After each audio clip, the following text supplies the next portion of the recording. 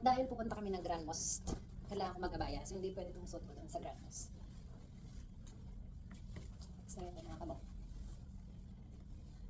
So ito yung susuot ko sa Grand Mosque. And matching nito. So gaganon lang ako. And tada! Ayan. So ayan na. Tara, let's! Dito kami ngayon sa Abu Dhabi para mamasyal dito sa Grand Mosque. So ayan mga kabongga, ang Abu Dhabi Grand Mosque.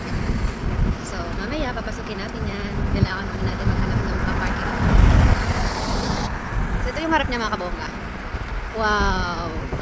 Ang ganda. Labas pa lang mga kabongga. Bonggang-bongga na talaga. Napakaganda. So second time ko na to dito mga kabongga. Yung first time ko noong 2023. And tagal ko na rin sa Dubai. Sa pangalawang beses ko pa lang to. So ito na yung papasok mga kabongga. Ito yung gate nila. Papasok sa parking. So hayun na nga, bago ako nakapasok mga kabongga, ay ang daming checking dahil medyo may siwang itong aking damit. So kailangan kong laging takpan dahil talagang napakahigpit ng dress code nila dito mga kabongga.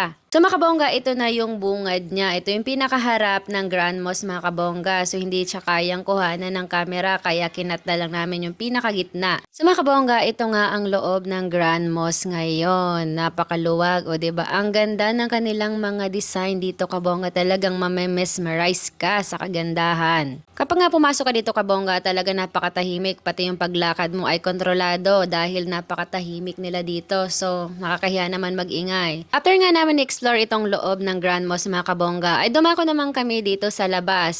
Next destination nga natin mga kabongga ay ang libingan na Sheikh Zayed bin Sultan Al Nahyan. At dahil medyo malayo to kabongga, kailangan nating mag-taxi. Oo kabongga, may taxi dito, 5 dirhams lang per ride. So ihahatid ka niya sa may likod banda ng mosque. Napakalayo nito kabongga, kaya pwede mo rin naman lakarin. Yun nga lang kami ay pagod na, kaya talagang sumakay na kami ng taxi. Mga kabongga, yung libingan niya kasi ay nasa bandang likod nitong Grand Mosque. So alam nyo na, sa sobrang laki nitong Grand Mosque ay kakailanganin mo talaga mag-taxi. So matsatsaga na lang talaga ang maglalakad papunta doon. So ito nga yung harap nila kabongga. Dito mo laging makikita yung mga iconic post or picture ng mga turista. So, makikita nyo kabongga, hindi talaga masyadong maraming turista. Kumpara nung pag-visit namin ng 2023, grabe yung tao, hindi ka man makakuha ng solo picture.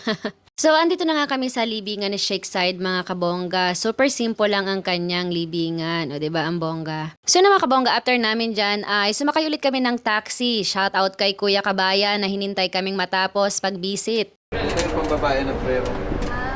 Pagbabae. Opo, ganun. So yun mga kabongga, ang aming tour dito sa Grand Mosque. So thank you for watching mga kabongga. O diba, may counting tour pa tayo kay Kabayan. Shout out sa iyo Kabayan, di ko lang po alam pangalan mo. Thank you for watching!